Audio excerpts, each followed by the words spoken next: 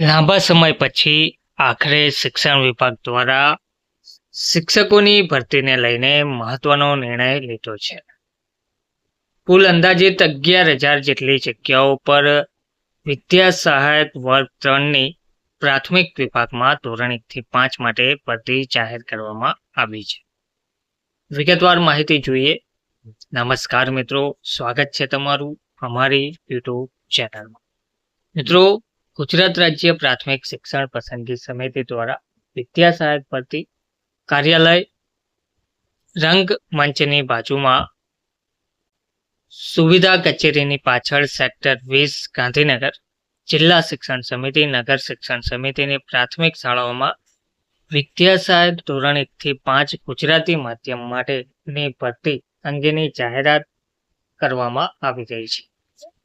વર્ષ 2026 માટેની આ જાહેરાત કરવામાં આવી છે, જેમાં જિલ્લા શિક્ષણ સમિતિ નગર શિક્ષણ સમિતિ હસ્તકની સરકારી પ્રાથમિક શાળાઓમાં વિદ્યા સહાયક ધોરણ 1 થી 5 ગુજરાતી માધ્યમની સીધી ભરતી માટે સરકારશ્રી દ્વારા મંજૂર થયેલ જગ્યાઓના પ્રમાણમાં સંબંધિત જિલ્લા નગર શિક્ષણ સમિતિની ખાલી જગ્યાઓ ઉપર નિમણૂક માટે મેરિટના ધોરણે ભલામણ કરવા શિક્ષણ વિભાગના તારીખ 17/3/2023ના ઠરાવ તેમજ વખતોવખતના સુધારા ઠરાવથી નિયત થયેલ શૈક્ષણિક તેમજ તાલીમી લાયકાતની જોગવાઈઓ અને શિક્ષણ વિભાગના જાહેરનામા ક્રમાંક GHSH2 PRE 11/2016 SFK તારીખ 20/1/2017ના પસંદગી પ્રક્રિયાના નિયમોની જોગવાઈ અન્વયે પાત્રતા ધરાવતા ઉમેદવારો પાસેથી નિયત નમૂનામાં ઓનલાઈન અરજીઓ મંગાવવામાં આવી છે. જગ્યા છે વિદ્યા સહાયક વર્ગ 3, જાહેરાત ક્રમાંક 1/2026, વિભાગ ધોરણ 1 થી 5, માધ્યમ ગુજરાતી માધ્યમ. કુલ અંદાજિત જગ્યા આશરે 11,000. તો 11,000 જગ્યાઓ પર આ વિદ્યા સહાયક વર્ગ 3ની ભરતી જાહેર કરવામાં આવી છે. શિક્ષણ વિભાગના તારીખ 31/3/2026ના પત્રથી મળેલ મંજૂરી અન્વયે આ જાહેરાતમાં માત્ર કુલ જગ્યાઓ દર્શાવેલ છે.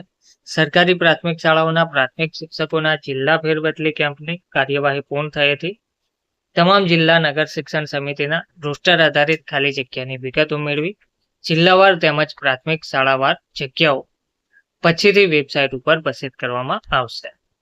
ઉક્ત 11,000 જગ્યાઓ પૈકી દિવ્યાંગજનો માટે સામાન્ય વહીવટ વિભાગ દ્વારા નક્કી કર્યા મુજબની 4% લેખેની જગ્યાઓ દિવ્યાંગજનોની ખાસ ભરતી ઝુંબેશ અંતર્ગત પ્રથમ પસંદગે ના ભરાયેલ જગ્યાઓ પૈકી બીજા પસંદ તરીકે દર્શાવવામાં આવનાર છે. જે જગ્યાઓ માટે સામાન્ય વહીવટ વિભાગના તારીખ 20/11/2024ના ઠરાવમાં બીજા પસંદમાં જણાવ્યા મુજબની પ્રક્રિયા હાથ ધરવામાં આવનાર છે, જેની તમામ ઉમેદવારોએ નોંધ લેવા વિનંતી છે.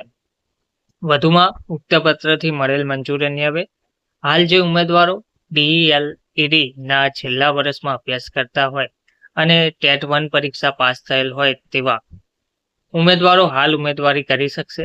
આવા ઉમેદવારોના DELED ના ગુણ તથા માર્કશીટ તેઓની DELED નું પરિણામ પ્રસિદ્ધ થયેથી ઓનલાઈન ઉમેરવાની છૂટછાટ પણ આપવામાં આવશે.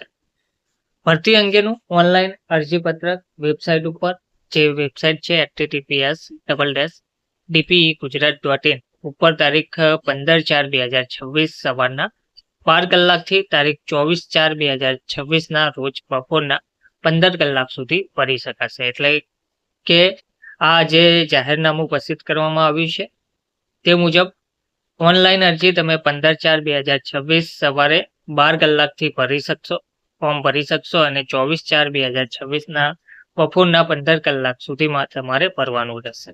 જેમાં શૈક્ષણિક લાયકાત, પગાર ધોરણ, વયમર્યાદામાં છૂટછાટ, પસંદગી પ્રક્રિયાના નિયમો તેમજ સ્વીકાર કેન્દ્રોની યાદી, ઓનલાઈન અરજીપત્ર ભરવા માટેની સૂચનાઓ અને સામાન્ય સૂચનાઓ તેમજ ભરતી સંદર્ભે જરૂરી તમામ શરતો પરિપત્રો ઉપરોક્ત વેબસાઇટ પર પ્રસિદ્ધ કરવામાં આવનાર છે.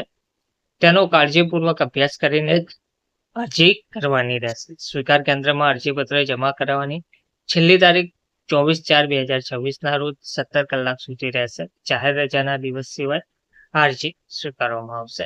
ધન્યવાદ.